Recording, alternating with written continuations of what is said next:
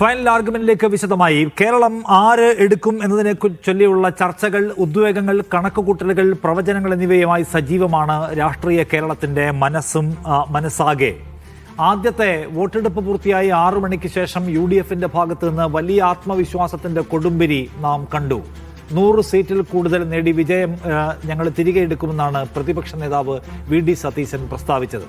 അതിന് പിന്നാലെ UDFന്റെ അണികൾ, അനുഭാവികൾ, സൈബർ സ്പേസിലുള്ള എല്ലാവരും 100 സീറ്റ് അല്ലെങ്കിൽ വലിയ വിജയം, ബ്രഹ്മാണ്ഡ വിജയം എന്ന ആവേശവുമായി നിറയുന്നത് കണ്ടു. 2 ദിവസം കഴിഞ്ഞാണ് CPIMന്റെ സംസ്ഥാന സെക്രട്ടറി മാധ്യമങ്ങളെ കണ്ടത്. 90 സീറ്റിൽ വിജയം ഉറപ്പിക്കും എന്ന മട്ടിലാണ് അദ്ദേഹത്തിന്റെ പ്രതികരണം വന്നത്. ആദ്യത്തെ 2 ദിവസം കഴിഞ്ഞപ്പോൾ കോൺഗ്രസിന്റെയും UDFന്റെയും ഭാഗത്തു നിന്നുള്ള ആവേശത്തിന്റെ മുഴക്കം ഒന്ന് കുറഞ്ഞോ? അപ്പുറത്തും ഇപ്പുറത്തും ഒരുപോലെ വിജയപ്രതീക്ഷ എന്ന സാധ്യത ഇത്തവണയുണ്ടോ? കഴിഞ്ഞ തദ്ദേശ തെരഞ്ഞെടുപ്പിലെ വലിയ പരാജയത്തിന്റെ തുടർച്ചയാണോ LDFനെ കാത്തിരിക്കുന്നത്? അതോ 3 മാസം കൊണ്ട് ആ പരാജയത്തിലെ പ്രശ്നങ്ങൾ മറികടക്കാൻ CPMന് LDFന് കഴിഞ്ഞോ? സത്യത്തിൽ മെയ് 4 നാം കാത്തിരിക്കുന്നത് ആരും ജയിക്കാം എന്ന ഉദ്വേഗത്തോടെയാണോ? അതോ കേരളത്തിന്റെ ഒരു മൂഡ് ഭരണമാറ്റം എന്നതിലേക്ക് എത്തിയിട്ടുണ്ടോ? ആശങ്ക എത്രയുണ്ട് അപ്പുറത്തും ഇപ്പുറത്തും എന്നതിനെക്കുറിച്ചാണ് നമ്മൾ സംസാരിക്കുന്നത്. ജിമ്മി, ഈ കോൺഗ്രസും UDFും പ്രകടമാക്കുന്ന ഈ ആത്മവിശ്വാസമുണ്ടല്ലോ, ആ സംഗതി, അതായത് കഴിഞ്ഞ 9-ന് തെരഞ്ഞെടുപ്പ് വോട്ടെടുപ്പ് പൂർത്തിയായി 6 മണിക്ക് ശേഷം അപ്രതീക്ഷിതമായ ഒരു ആവേശത്തിന്റെ, ഒരു വിജയാത്മവിശ്വാസത്തിന്റെ ഭയങ്കര മുഴക്കം കണ്ടു. അതിന് പ്രത്യേകമായ എന്തെങ്കിലും ഒരു ഫാക്ടർ, ഇന്ന കാരണങ്ങളെ ചൊല്ലി ഞങ്ങളിതാ വരാൻ പോകുന്നുവെന്ന് 6 മണിക്ക് ശേഷം മാത്രം പ്രകടമായ ഒന്ന് അങ്ങനെ ഉണ്ടോ? ഉണ്ടായിരുന്നോ? ഇല്ല, ഇന്ന് ഈ വിഷയത്തിലൊരു നമുക്ക് ഒരു അങ്ങനെയാണോ അങ്ങനെ അല്ലോ എന്ന് സംശയത്തിൻ്റെ കാരണം എന്താ? CPMന്റെ അതാത് ജില്ലാ കമ്മിറ്റികൾ കണക്കുകൾ ക്രോഡീകരിച്ച് അങ്ങ് മുകളിലേക്ക് എത്തി LDFന് CPMന്റെ സംസ്ഥാന നേതൃത്വം ഒരു വിലയിരുത്തൽ നടത്തിയിരിക്കുന്നു. അതാണ് ഈ അടിസ്ഥാനത്തിൻ്റെ കാരണം. ഓരോ ജില്ലയിലെയും കൃത്യമായ കണക്കുകൾ, ഇത്ര വോട്ട്, ഇന്ന ജയം, ഇന്നടത്തൊക്കെ പരാജയം എന്ന് പറഞ്ഞ് കുറച്ചുകൂടെ വ്യക്തമായ കാര്യങ്ങൾ പുറത്തു വന്ന ഒരു പ്രത്യേക സാഹചര്യത്തിൽ കോൺഗ്രസിന് നമുക്കറിയാവുന്ന പോലെ അങ്ങനെ കണക്കൊന്നുമില്ല. ആ കണക്കൊക്കെ പലപ്പോഴും ഒരു ആവേശത്തിൻ്റെ പുറത്ത് വരുന്ന കണക്കുകളാണ്. അത് കോൺഗ്രസ്സുകാർ പോലും വില കൽപ്പിക്കാത്ത ഒരു സാഹചര്യം എല്ലാ കാലത്തും ഉണ്ട്. CPMന്റെ കണക്കുകൾ അങ്ങനല്ല. CPMന്റെ കണക്കുകൾ തെറ്റിപ്പോകുന്നതും വാർത്തയാണ്. ശരിയാകുന്നതാണ് പണ്ടത്തെ രീതിയെങ്കിൽ പിന്നീട് പലപ്പോഴും തെറ്റിയിരുന്നു.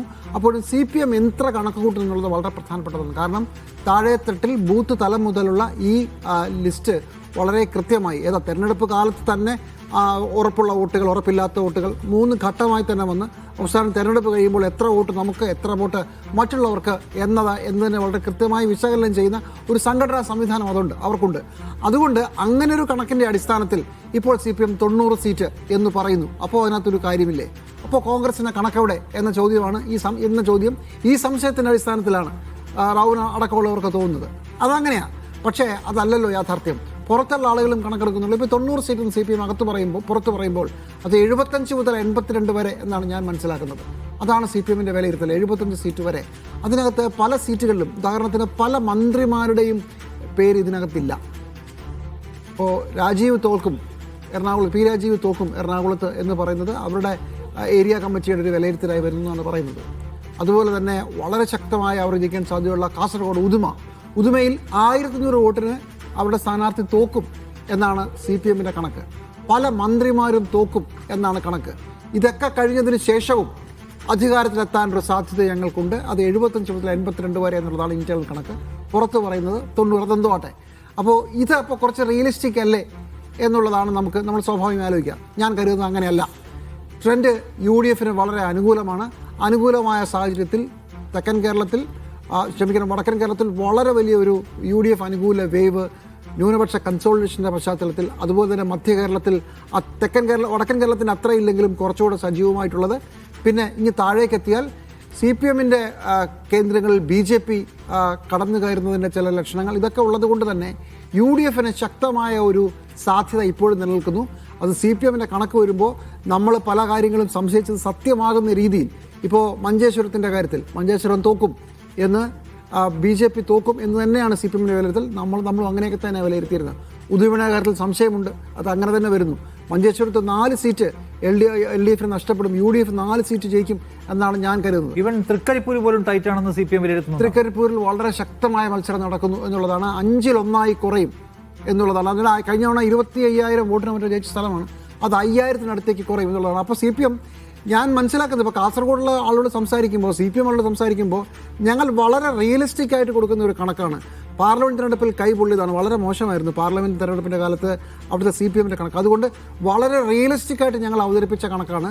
അതുകൊണ്ടാണ് 1500 വോട്ടിന് ഉദുമ തോക്കും എന്ന് പറഞ്ഞതെന്നാണ് CPM ചില ആളുകൾ പറയുന്നത്. പക്ഷേ സത്യത്തിൽ ജയിക്കാൻ സാധ്യതയുണ്ട്. ഞങ്ങൾ വളരെ റിയലിസ്റ്റിക്കാണ്.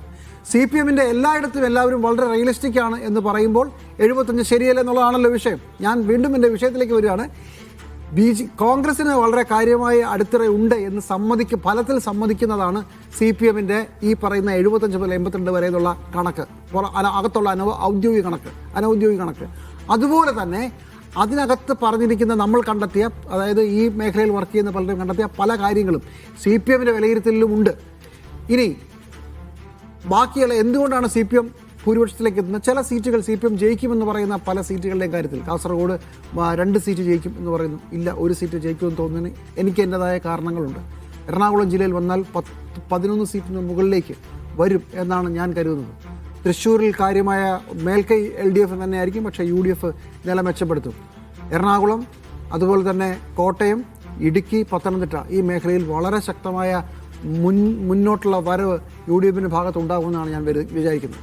ചുരുക്കത്തിൽ UDF ആവേശം നടന്നിട്ടില്ല. കുറച്ചുകൂടെ വസ്തുനിഷ്ഠമായ കണക്ക് CPM ഭാഗത്തുനിന്ന് വരുമ്പോൾ അതല്ലേ ശരി എന്ന ഒരു സംശയമാണ് ഇപ്പോൾ ഉള്ളത്.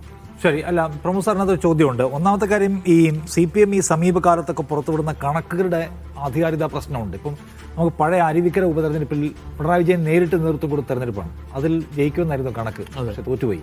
അതിനുശേഷം ഇങ്ങോട്ടുള്ള തെരഞ്ഞെടുപ്പുകളൊക്കെ എടുത്താൽ കഴിഞ്ഞ ലോക്കൽ ബോഡിയിൽ പോലും നാടാകെ ഇടതു തരംഗം എന്ന ഒരു കാർഡടിച്ചു, വിജയിക്കാൻ പോകുന്നത് സംഭവിച്ചില്ല. കഴിഞ്ഞ പാർലമെന്റ് ഇലക്ഷനിൽ 10-12 സീറ്റ് നേടിയേക്കാവുന്ന സെക്രട്ടേറിയറ്റ് വിലയിരുത്തി എല്ലാം മറിച്ചാണ് സംഭവിച്ചത്. അതുകൊണ്ട് CPM കണക്ക് എന്ന് പറയുന്ന സംഗതി ഇപ്പം ഇന്റേണലി അവർക്ക് കിട്ടുന്ന കണക്ക് എന്താണെന്ന് അറിയില്ല. പുറത്ത് നമ്മൾ കേട്ടതെല്ലാം പാളിയതാണ്. സമീപകാലത്തിൽ ഒരു 50% എബോവ് കണ്ടത്. അതുകൊണ്ട് CPM ഈ പുറത്തുവിടുന്ന കണക്ക് എന്ന് പറയുന്ന സംഗതിയുടെ ആധികാരികത ഒരു പ്രധാനപ്പെട്ട വിഷയമായിട്ട് നിൽക്കുന്നുണ്ടോ ഇപ്പോഴും? തീർച്ചയായിട്ടും ഉണ്ട്. അത് ഇപ്പോൾ ജിമ്മി പറഞ്ഞ പോലെ അവർ താഴെത്തട്ടിലേക്ക് മണ്ഡല കമ്മിറ്റികൾക്ക് ഉൾപ്പെടെ കൊടുത്തിരിക്കുന്ന നിർദ്ദേശം തന്നെ വളരെ റിയലിസ്റ്റിക് ആയിട്ടുള്ള കണക്ക് അതുകൊണ്ട് തന്നെ മതി എന്ന് തന്നെയാണ്. അതുകൊണ്ടാണ് അങ്ങനെ റിയലിസ്റ്റിക് ആയിട്ട് തന്നെ ചിന്തിച്ചിട്ട് ഒരു കണക്ക് കൊടുത്തിട്ടുണ്ട്. പക്ഷേ അതുപോലും എത്ര കണ്ട് റിയലിസ്റ്റിക് ആണ്, ഇവർ റിയാലിറ്റിയുമായിട്ട് എത്ര കണ്ട് ഇവർക്ക് ബന്ധമുണ്ട് എന്ന് തെളിയിക്കുന്നതായിരിക്കും ഇപ്പോൾ വരാൻ പോകുന്ന ഫലം എന്നാണ് കാണേണ്ടത്. അപ്പോൾ അതേസമയം മറുപക്ഷത്ത് നമ്മൾ നോക്കിയാലോ, ഇപ്പോൾ റാവു പറഞ്ഞതിൻ്റെ മറുപക്ഷം മുഴുവൻ എങ്ങനെയായിരുന്നു? VD സതീശൻ ഒരു കണക്ക് പറയുന്നുണ്ട് അല്ലേ, അത് ശരിയാവുന്നുമുണ്ട്. അങ്ങനെ ഒരു കാര്യം നമ്മൾ കാണാതിരുന്നുകൂടാ. അത് ഇപ്പോൾ പിന്നെ കോൺഗ്രസിന് സ്വന്തമായിട്ടുള്ള എന്തെങ്കിലും കണക്കുണ്ടോ, അവർക്ക് അങ്ങനെ കണക്ക് കൂട്ടാനുള്ള മെക്കാനിസം ഉണ്ടോ എന്നൊക്കെ ചോദിച്ചു കഴിഞ്ഞാൽ ഇല്ല. പക്ഷേ നമ്മൾ കാണേണ്ടത് കഴിഞ്ഞ തദ്ദേശ തെരഞ്ഞെടുപ്പിൽ VD സതീശൻ ഏതാണ്ട് പ്രവചിച്ചതിന് സമാനമായിട്ടുള്ള റിസൾട്ട് അവർക്ക് ഉണ്ടായിട്ടുണ്ട്. ലോക്സഭാ തെരഞ്ഞെടുപ്പിലും അതുണ്ടായിട്ടുണ്ട്. അതുപോലെ തന്നെയാണ് ഈ പറയുന്ന നിലമ്പൂർ, ഏറ്റവും പ്രധാനമായിട്ട് കണ്ടത് നിലമ്പൂരാണ്.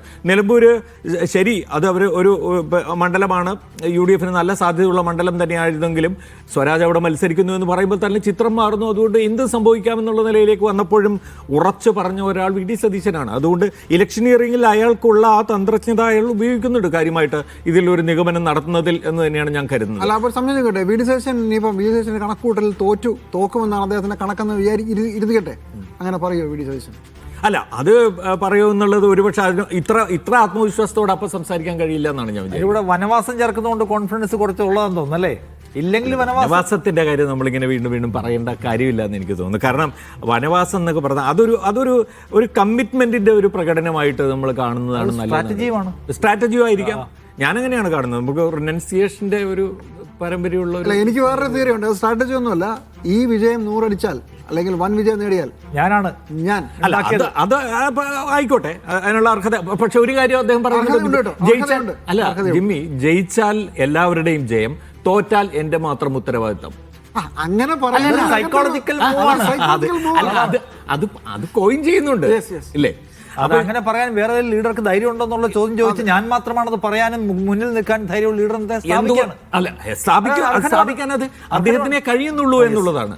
എന്തുകൊണ്ട് മറ്റുള്ളവർക്ക് അത് പറഞ്ഞുകൂടാ എന്നുള്ള ചോദ്യം ഉണ്ടല്ലോ, അത് അദ്ദേഹം പറയാൻ തയ്യാറാവുന്നു, അത് അദ്ദേഹം പ്രവർത്തിച്ചു കാണിച്ചു. വേറൊരു കാര്യം കൂടി അതിനകത്തുണ്ട്. അതായത് ഈ പാർട്ടിയെ അധികാരത്തിലേക്ക് തിരിച്ചു കൊണ്ടുവരാൻ കഴിഞ്ഞിട്ടില്ലെങ്കിൽ ഞാൻ മുഖ്യധാരാ രാഷ്ട്രീയത്തിൽ നിന്ന് വിരമിക്കുമെന്ന് പറഞ്ഞാൽ തിരിച്ചു കൊണ്ടുവരാൻ കഴിയാതിരുന്നവർ മാറിയിരിക്കണം, കൊണ്ടുവരുന്നവരാണ് അതിന്റെ അർഹർ. അത് എങ്ങനെയും വായിക്കാം അല്ലേ? വായനയെ ഞാൻ തള്ളിക്കളയുന്നില്ല.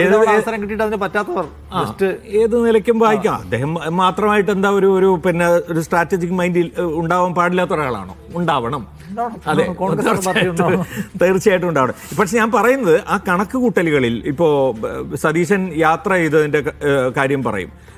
പിന്നെ യാത്ര ചെയ്ത് മറ്റുള്ളവർ യാത്ര ചെയ്തിട്ടുണ്ട്. പക്ഷേ അതിനകത്ത് അയാൾ കാണുന്ന ഒരു ഉൾക്കാഴ്ചയുണ്ട് എന്ന് തന്നെയാണ് ഞാൻ കരുതുന്നത്. അത് ഫലത്തിൽ ഇപ്പോൾ 100 സീറ്റോ 100-ന് മേലെയുള്ള സീറ്റോ ആയി ഭവിച്ചില്ലെങ്കിലും ഒരു 85 സീറ്റ് വരെയൊക്കെ അത് ഫലിക്കാൻ തന്നെയാണ് സാധ്യത എന്ന് തന്നെയാണ്. ലജിൻസേ, ഇപ്പോൾ ഉദുമയിൽ ഭയങ്കര ടൈറ്റാണ്. 1500 വോട്ടിനോ 1000 വോട്ടിനോ ജയിച്ചേക്കാമെന്ന് പറയുന്നു.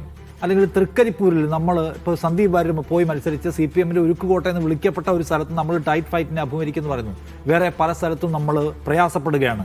മന്ത്രിമാർ പോലും വലിയ സ്ട്രഗിൾ അനുഭവിക്കുകയാണ് എന്ന് പറഞ്ഞാൽ അതിൻ്റെ അർത്ഥം വീഴാൻ പോവുകയാണെന്നല്ലേ? അതായത് മന്ത്രിമാർ ചിലപ്പോൾ തോറ്റേക്കാം, അല്ലെങ്കിൽ തൃക്കരിപ്പൂരിൽ തോറ്റേക്കാം, ഉദുമയിൽ തോറ്റേക്കാം, എന്നിട്ട് പിന്നെ വേറെ അവിടെ ജയിക്കാനാണെന്ന് ചോദ്യമുണ്ടല്ലോ.